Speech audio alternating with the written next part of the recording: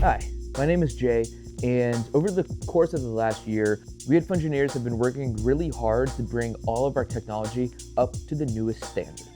Revising our controllers to trying to up our QC and completely redesigning and other older outdated tech. One of those pieces of tech was our Funwheel BMS, this little guy right here.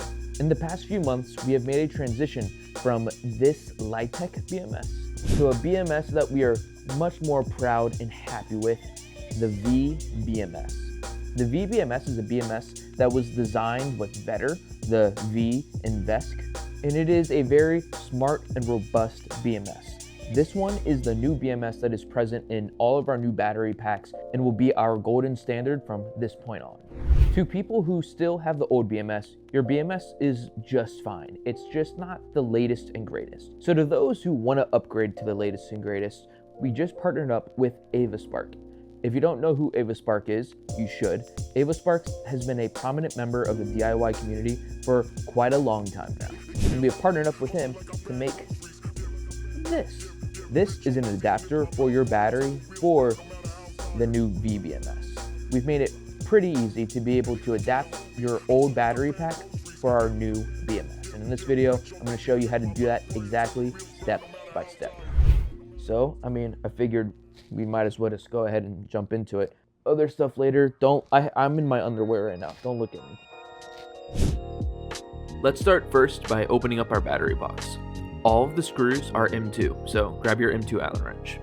Each of these screws should have a nut on them, so when you unscrew them, they might fall out. Make sure to collect all of these and place the screws in a safe place. The lid is stuck on with a bead of silicone, so I'm going to use a heat gun to loosen it up, then use a blade to wedge it open. Please be mindful doing this as you don't want to cut the battery or accidentally touch the BMS inside. I'm being careful to stay on the lip of the battery box to avoid anything dangerous. Cutting it open like this will also hurt the gasket.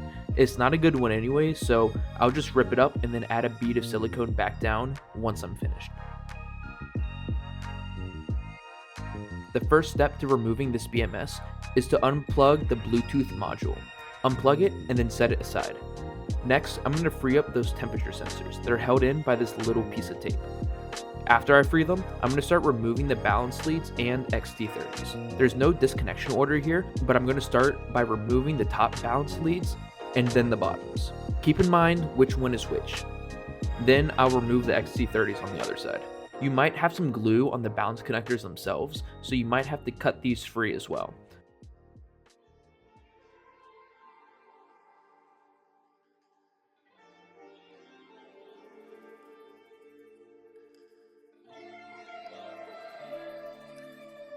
Your battery box might look a tiny bit different than mine does. There's multiple versions out there.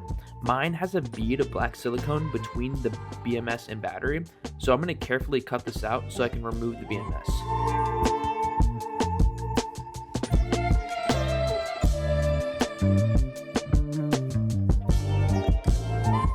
I'll also need to remove the piece of foam here for extra space.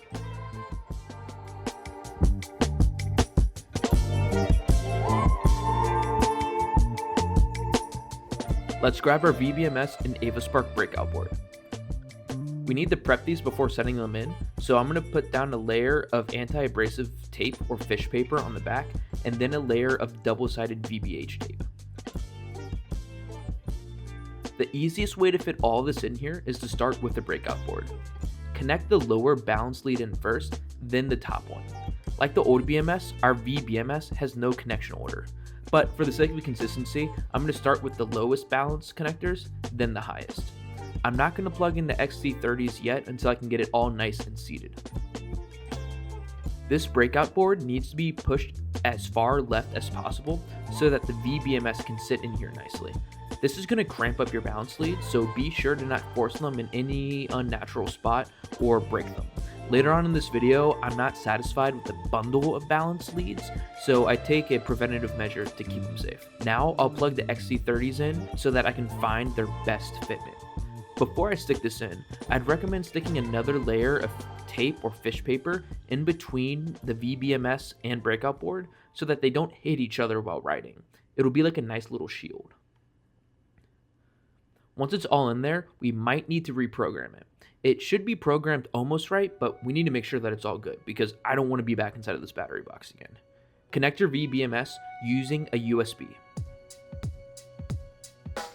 At this moment, the way to reprogram and see proper info is through VESCtool 6.6. I'll have a download link to it below as I'm using the beta version of it right now. Once you're connected to your VBMS, navigate to VESC packages. Here you'll need to update your archive. After updating your archive, go back to the left-hand side and select VBMS32 Micro. Do not select the one without Micro. Once selected, press Install. Next, you'll need to go to Firmware. Select VBMS32 and then press the single down arrow to install it.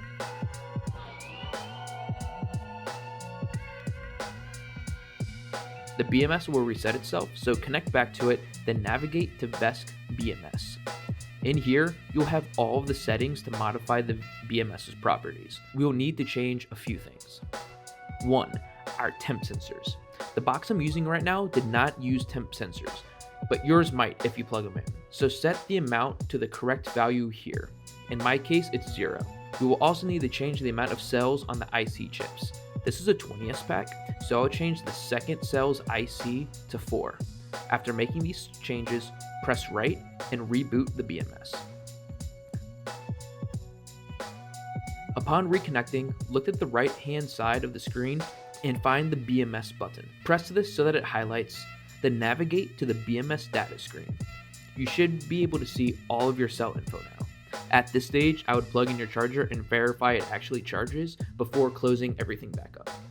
But right before we go into VESC BMS CAN and find your BMS's CAN ID.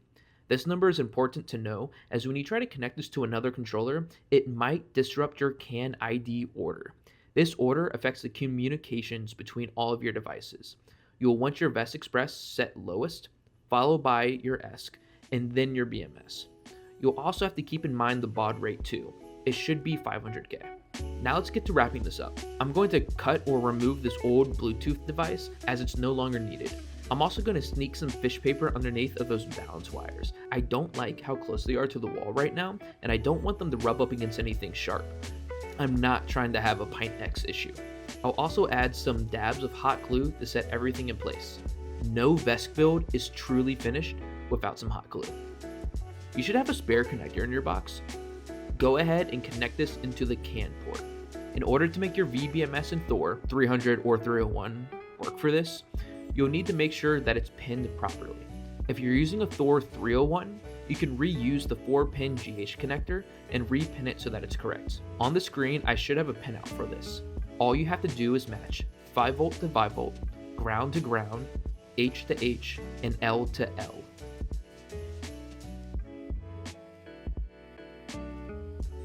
If you're using a Thor 300, you'll need to get a 6-pin GH connector and swap the wires from the 4-pin to the 6-pin. On the screen, I'll have this version laid out too. The Thor 300 is a tiny bit different for the pinout. You'll match both your 5V and ground again, but now H will go to P and L will go to N. H stands for high, L stands for low, P stands for positive, and N stands for negative. Don't ask me why they're different, that's above my pay grade. Now just plug that sucker in and make sure that your CAN IDs are in the proper order. For your VESC Express, go to VESC Express, CAN, and then find your CAN ID.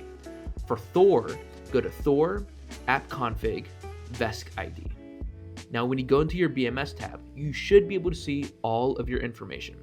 The very last thing I want to do before I wrap this all up is put another piece of fish paper over top of the entire BMS area to cover up all of these expensive parts.